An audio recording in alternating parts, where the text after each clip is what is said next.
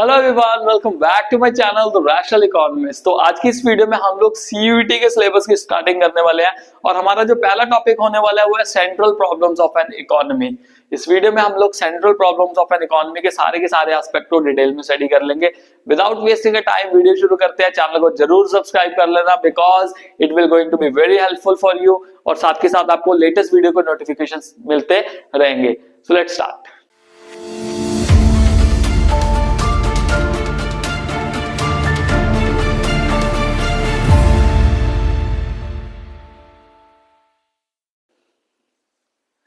So students, first हमारा topic क्या है? What is micro economics. Starting करने से पहले हमें माइक्रो इकोनॉमिक्स के बारे में पता होना चाहिए। देखो, माइक्रो इकोनॉमिक्स में बेसिकली क्या होता है? It is the study of individuals. यहाँ पे हम पूरे के पूरे इकोनॉमी का स्टडी नहीं करते, हम सिंगल इंडिविजुअल्स का स्टडी करते हैं। तो what basically micro economics is, it is a branch of economics that studies the behavior of individual economic units such as household and firms, मतलब जिसमें individual household और individual firm आ जाएंगे, and how they make decision about the allocation of scarce resources focusing on individual markets and sectors rather than overall economy। हम पूरी की पूरी economy की कहानी नहीं पढ़ेंगे, हमने सिर्फ इंडिविजुअल्स के बारे में स्टडी करना है। जैसे अगर मान लो इंडिविजुअल्स दुकानदार की बात करें, जैसे सोल प्रोप्राइटर हो गया, तो ये जेठालाल गड़ा इलेक्ट्रॉनिक्स पे अपने जो इलेक्ट्रॉनिक्स का सामान है वो बेचता है। और मान लो सपोज हम इंडिविजुअल कस्टमर की बात करें, तो at the end of the day Babita ji को मोबाइल फोन चाहिए होता है, तो वो गड़ा इलेक्ट्रॉनिक्स से जाके मोबाइल फोन जो है वो परचेज कर लेती है। बबीता जी क्या सोचेंगी? उसके पास स्केर्स रिसोर्सेज है। अगर स्केर्स रिसोर्सेज है तो उन स्केर्स रिसोर्सेज को उन्होंने इस तरीके से यूज करना है ताकि मैक्सिमम सेटिस्फेक्शन देखने को मिले। और सेम गोज भी जेठालाल, समझे? अब हमने पढ़ना क्या क्या होता है इसमें माइक्रो इकोनॉमिक्स में। तो बेसिकली माइक्रो इकोनॉमिक्स में हमने कंज्यूमर का बिहेवियर पढ़ना है, जिसमें कंज्यूमर की डिमांड पढ़ेंगे, कंज्यूमर का इक्विलिब्रियम पढ़ेंगे कि कब वो मैक्सिमम सेटिस्फाई होगा। प्रोड्यूसर के बिहेवियर के बारे में पढ़ेंगे, इवन मार्केट्स के बारे में भी जब हम जो है वो स्टडी करेंगे। तो इस वाले तो वीडियो में हमने सिर्फ central problems of an economy पढ़ना है। अब central problems of an economy में अराइज ही क्यों होती है, ऐसा क्या कारण है? देखो, सबसे पहला जो मेजर रूट कॉज है वो होता है जी हमारी unlimited wants, limited resources and alternative use. इन तीन चीजों की वजह से हमारी इकोनॉमी में सेंट्रल प्रॉब्लम्स अराइज होती ही हैं। किसी भी इंसान की जो वांट्स है वो क्या होती है? अनलिमिटेड होती है। आप खुद अपने आप के ऊपर इस चीज को इमेजिन करके देखो। जब आप बच्चे थे आपको क्या चाहिए था? आपको साइकिल चाहिए था। जब आप थोड़े से बड़े हुए आपको स्कूटी चाहिए थी। जैसे आप और बड़े हो आपको बाइक चाहिए था। और बड़े हो गए आपको कार चाहिए होगी। और बड़े हो गए आपको लग्जरियस कार चाहिए होगी। अगर और पैसा कमा लिया तो आपकी जो नीड्स है ना वो इवॉल्व करती रहती है। हमारी वांट्स कभी भी खत्म होने वाली नहीं है। हमारी वांट्स हमेशा क्या करती रहेंगी? बढ़ती रहेंगी। पर उन वांट्स को कंप्लीट करने के लिए भाई मेरे पास रिसोर्सेज जो है वो स्केर्स है। दिमाग में आता तो है कि मेरे को ये अच्छी गाड़ी खरीदनी है, बट मैं बाद में क्या कहता हूं, मैं तो गरीब हूं, मैं कहां से खरीद लूं इस कार को। वी हैव लिमिटेड रिसोर्सेज, मेरी जेब में पैसा लिमिटेड है, मेरे पास इतने ज्यादा रिसोर्सेज नहीं है ताकि जितनी भी मेरी वांट्स है उनको मैं क्या कर सकूं? सेटिस्फाई कर सकूं। And along with that many of the resources have alternative uses। मान लो सपोज दूध है, अब आपके घर में दूध, ये तो है नहीं कि अनलिमिटेड दूध जो है वो आता रहता है, लिमिट में ही आप खरीदते होगे। अब जब लिमिट में खरीदोगे तो दूध के कितने कितने यूज हो सकते हैं?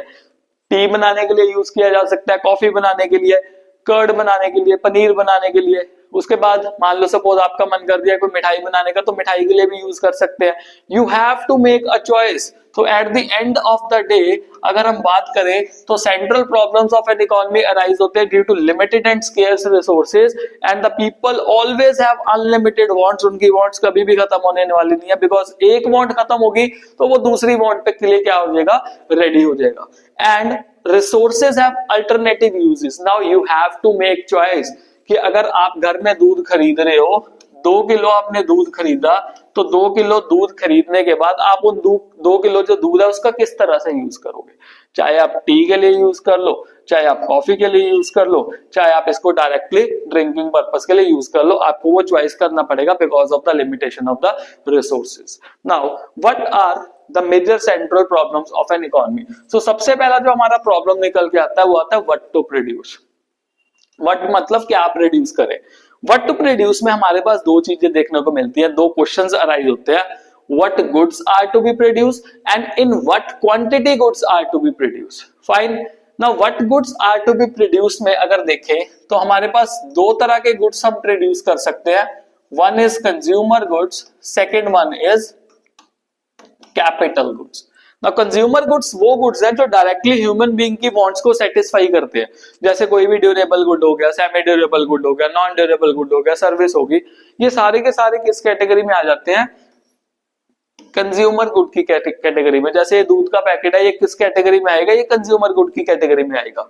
नाउ अगर मान लो सपोज हम कैपिटल गुड्स प्रोड्यूस करते हैं, तो कैपिटल गुड्स कौन से गुड्स होते हैं, ये ऐसे गुड्स होते हैं जो कि फर्दर प्रोडक्शन के लिए यूज किए जाते हैं। जैसे ये जेसीबी की मशीन है, अब हमें क्या करना है, चॉइस करना है कौन से गुड्स में से चॉइस करना है, हमें चॉइस करना है कंज्यूमर गुड्स में से और कैपिटल गुड्स में। अगेन फिर से मेरी बात समझो, हमारे पास रिसोर्सेज तो लिमिटेड रहेंगे, हमें क्या करना पड़ेगा, उन लिमिटेड रिसोर्सेज को इस तरह से यूटिलाइज करना है कि मैक्सिमम सेटिस्फेक्शन हमें अटेन हो, और हमें यहाँ पे चॉइस करनी पड़ेगी। यहां तक क्लियर हुआ। अब उसके बाद in what quantity goods are to be produce. अब सेकंड क्वेश्चन जो अराइज होता है वो क्या होता है कि कितनी क्वांटिटी में हम जो गुड्स है वो प्रोड्यूस करें। क्या हम सिर्फ और सिर्फ कंज्यूमर गुड्स को प्रोड्यूस करेंगे, क्या हम सिर्फ और सिर्फ कैपिटल गुड्स को प्रोड्यूस करेंगे, क्या हम सिर्फ और सिर्फ, अगर देखा जाए तो कंज्यूमर और कैपिटल गुड्स के मिक्सचर को प्रोड्यूस करेंगे।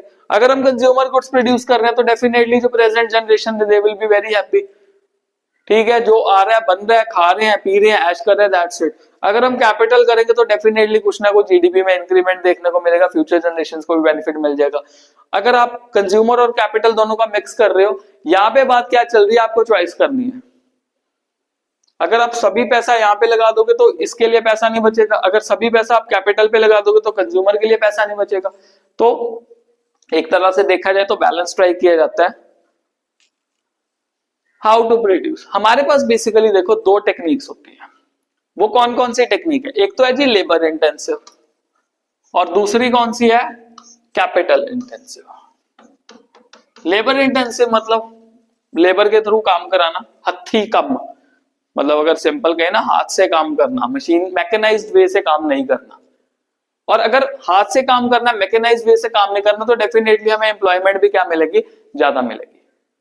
ओके और अगर मान लो सपोज हम मशीन से काम कर रहे हैं तो चलो एम्प्लॉयमेंट तो ज्यादा नहीं मिलेगी, बट हमारी एफिशिएंसी क्या होगी, इंक्रीज होगी। मैं और कुछ भी पॉइंट्स आपको समझाता हूं। अगर मान लो मशीन से काम कर रहे हैं तो डेफिनेटली हमें टाइम जो है वो क्या लगेगा, कम लगेगा, हमारी आउटपुट जो होगी वो क्या होगी, ज्यादा होगी, कॉस्ट भी क्या हो सकती है, कम हो सकती है, और अल्टीमेटली जीडीपी में भी क्या होगा, इंक्रीमेंट देखने को मिलेगा। But when it comes to labour, time definitely क्या लगेगा, ज्यादा लगेगा, आउटपुट जो है वो इतना ज्यादा प्रोड्यूस नहीं होगा जितना ज्यादा हम कैपिटल इंटेंसिव में कॉस्ट ज्यादा हो सकती है, और जीडीपी इतनी ज्यादा बढ़ने के चांसेस जो है वो नहीं होंगे। इंडिया जैसी एक डेवलपिंग कंट्री के लिए बहुत ही बड़ा प्रॉब्लम है, बहुत ही बड़ी प्रॉब्लम से इंडिया फेस करता है कि इंडिया कौन सी टेक्निक जो चूज करते हैं, लेबर इंटेंसिव करे या कैपिटल इंटेंसिव करे। बिकॉज इंडिया के पास बहुत ज्यादा पॉपुलेशन है और बहुत सारे वर्किंग पॉपुलेशन है जो कि अभी के टाइम पे जो है फ्री बैठे हुए हैं। तो at the end of the day उनको किसी ना किसी तरह से एकोमोडेट करना है काम में। तो इंडिया को क्या चाहिए, ग्रोथ भी चाहिए, बिकॉज एक डेवलपिंग नेशन है, पर इंडिया के जो लोग हैं उनको काम भी चाहिए। तो इंडिया को ये चीज देखनी पड़ेगी किस तरह से वो अपनी जो एक्सेसिव लेबर है उनको एकोमोडेट करती है। तो ये हमारे पास दो टेक्निक्स होगी, यहाँ पे भी चॉइस करनी है, हमें देखना है कि किस चीज में हमें ज्यादा बेनिफिट जो है वो देखने को मिलता है। फिर आता है फॉर होम टू प्रोड्यूस। देखो अगर फॉर होम टू प्रोड्यूस की बात करें तो हमारे पास दो कैटेगरीज है, रिच और पुअर। देखो मिडिल क्लास तो वैसे बेचारा बीच में फंसाया हुआ है, उसका क्या ही कहना। अब जो पुअर है, डेफिनेटली पुअर के लिए क्या चाहिए, ऐसे गुड्स प्रोड्यूस करने हैं जो इक्वालिटी को प्रमोट करे। दैट मीन्स ऐसे गुड्स प्रोड्यूस किए जाएंगे जो बेसिक नेचर के होंगे, जो उनकी बेसिक नीड्स को फुलफिल करते होंगे। अब डेफिनेट सी बात है, जब बेसिक गुड्स को प्रोड्यूस किया जाएगा तो बेसिक गुड्स इतना ज्यादा पैसा कमा के नहीं देंगे, उससे जीडीपी क्या होगा, कम होगा। और जब जीडीपी कम होगा तो at the end of the day profits भी कम होंगे और आगे इन्वेस्टमेंट्स होने के चांसेस जो है वो कम हो सकते हैं। But when it comes to rich, अब रिच के लिए जो चीजें बनाई जाएंगी डेफिनेटली वो क्या होंगी, लग्जरियस होंगी, प्लस बेसिक तो होंगे, बेसिक तो सभी यूज करते हैं, तो बेसिक में भी लग्जरी गुड्स यूज करेंगे, ज्यादा जीडीपी आएगा और ज्यादा जो इन्वेस्टमेंट्स है वो होंगे। पर फिर भी यहाँ पे एक क्वेश्चन आता है, we have to make a choice, हमें चॉइस करनी है कि हमें किस तरह से जो गुड्स है वो क्या करने हैं, प्रोड्यूस करने हैं। This is a very very important question. We have to choose from the scarce resources that we all have.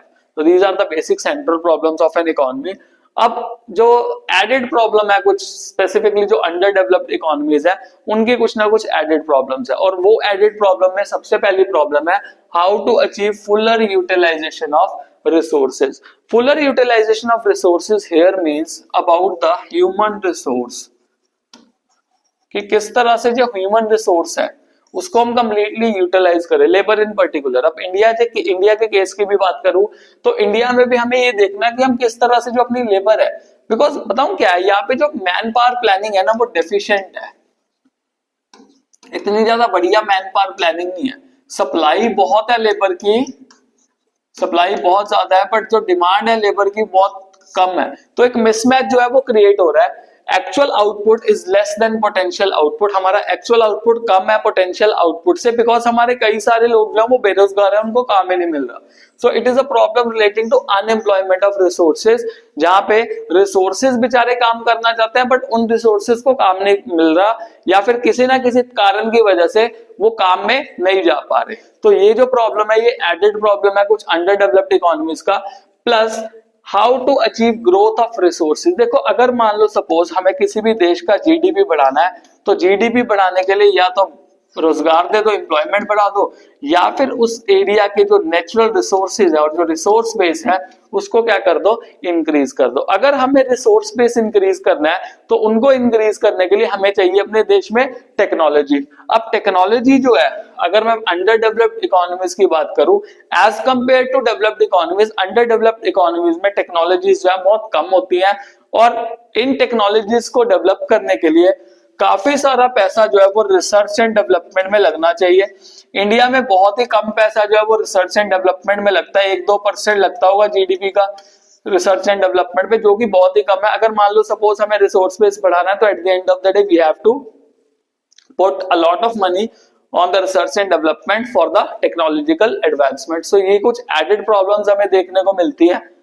अब अगर मैं बात करूं ये सेंट्रल प्रॉब्लम्स, अगर मैं अलग अलग मार्केट्स की बात करूं तो उनमें ये सेंट्रल प्रॉब्लम्स को किस तरह से सॉल्व किया जाता है। तो हमारे पास 3 तरह की इकोनॉमीज है, market economy, centrally planned economy और मिक्स्ड इकोनॉमी। मार्केट इकोनॉमी में बेसिक ब्रीफिंग दे देता हूं। मार्केट इकोनॉमी वो इकोनॉमी है जो डिमांड एंड सप्लाई के बेसिस पे वर्क करती है, जो भी सारी इकोनॉमिक डिसीजंस है वो डिमांड एंड सप्लाई के बेसिस पे होते हैं। सेंट्रली प्लान्ड इकोनॉमी में मोदी जी की फोटो लगाई, दैट मीन गवर्नमेंट के बेसिस पे गवर्नमेंट जो है वो सारे मेजर पॉलिसी मेकिंग पे काम करती है, प्राइसेस को फिक्स करती है। Whereas when it comes to mixed economy, यहाँ पे supply demand plus Modi ji मिलके आपस में क्या कर रहे हैं, कुछ ना कुछ फिक्सेशन जो है वो कर रहे हैं। ये लोग जो है वो प्रॉफिट मैक्सिमाइजेशन पे ध्यान देते हैं, ये लोग वेलफेयर पे ज्यादा ध्यान देंगे, और यहाँ पे प्रॉफिट भी होगा और क्या होगा, साथ में वेलफेयर भी होगा, P+W। क्लियर। अब हमारे पास जो क्वेश्चंस निकल के आए हैं अलग अलग इकोनॉमी में, उनके क्या क्या आंसर होंगे। अब व्हाट टू प्रोड्यूस है, अगर मैं मार्केट इकोनॉमी की बात करूं तो मार्केट इकोनॉमी वाले वो सामान प्रोड्यूस करेंगे जो ज्यादा लग्जरियस होगा, जो कि जो ज्यादा उनको प्रॉफिट कमा के देगा। Eight the end of the day ये डिमांड एंड सप्लाई पे बेस होती है। अगर डिमांड लग्जरियस गुड्स का होगा तो एट द एंड उनका प्रॉफिट भी क्या होगा, अच्छा खासा मिल जाएगा। सेंट्रली प्लान्ड इकोनॉमी, देखो सरकार क्या करेगी, सरकार को तो लोगों का भला करना है, मैक्सिमम लोगों का भला करना है, वोट भी चाहिए उनको। ओके अब अगर वोट चाहिए तो बेसिक गुड्स को ज्यादा प्रमोट करेंगे, जो कि ओवरऑल सोसाइटी के लिए क्या होगी, यूजफुल होगी, जिससे इंक्लूसिव ग्रोथ जो है वो देखने को मिले। इंक्लूसिव ग्रोथ का मतलब है सबका साथ सबका विकास देखने को मिले। और मिक्स्ड इकोनॉमी की बात करें तो मिक्स्ड इकोनॉमी एक मिक्सचर होता है सेंट्रली प्लान्ड इकोनॉमी और मार्केट इकोनॉमी का, जिसमें लग्जरियस गुड्स मतलब प्रॉफिट मेकिंग को भी जो है वो प्रमोट किया जाएगा, साथ ही साथ जो वेलफेयर है उसको भी प्रमोट किया जाएगा। दैट मींस बेसिक गुड्स और लग्जरियस गुड्स दोनों का प्रोडक्शन जो है वो किया जाएगा। अब आते हैं हाउ टू प्रोड्यूस। अगर मान लो सपोज मार्केट इकोनॉमी में प्रॉफिट कमाना है, तो प्रॉफिट कमाने के लिए उनके लिए सबसे ज्यादा आसान काम क्या होगा, वो क्या करें, यूज करें कैपिटल इंटेंसिव टेक्नोलॉजी को। ज्यादा से ज्यादा कैपिटल इंटेंसिव टेक्नोलॉजी अगर यूज करेंगे तो उनकी कॉस्टिंग कम होगी, उनके प्रॉफिट्स जो होंगे वो क्या हो जाएंगे, ज्यादा हो जाएंगे। But when it comes to centrally planned economy, क्योंकि इनको वेलफेयर प्रमोट करना है तो इनको क्या करना पड़ेगा, लेबर को यूज करना पड़ेगा, ज्यादा से ज्यादा लेबर को अकोमोडेट करना पड़ेगा। एंड थर्ड आ जाती है हमारे पास मिक्स्ड इकोनॉमी, जो कि capital intensive plus labour intensive दोनों टेक्नोलॉजी पे फोकस करती है, दोनों तरह की टेक्निक्स पे फोकस करती है, because at the end of the day इनको प्रॉफिट भी कमाना है और इनको वेलफेयर भी करना है। And for whom to definitely यार, अगर मान लो किसी बंदे ने प्रॉफिट कमाना है तो प्रॉफिट पुअर बंदे से तो वो निकालेगा नहीं, वो रिच क्लास से पैसा निकलवाएगा। तो रिच क्लास के लिए ज्यादा मार्केट इकोनॉमी वाले प्रेफर करते हैं। उसके बाद सेंट्रली प्लान्ड इकोनॉमी में पुअर क्लास के लिए ज्यादा प्रेफर किया जाता है। एंड देन फाइनली बोथ, जो मिक्स्ड इकोनॉमी है वो क्या करती है, दोनों के लिए प्रोडक्शन करने को रेडी रहती है। तो आज की इस वीडियो में हमारा इतना सा ही टॉपिक था। चैनल को जरूर सब्सक्राइब कर लेना। And till then stay blessed all.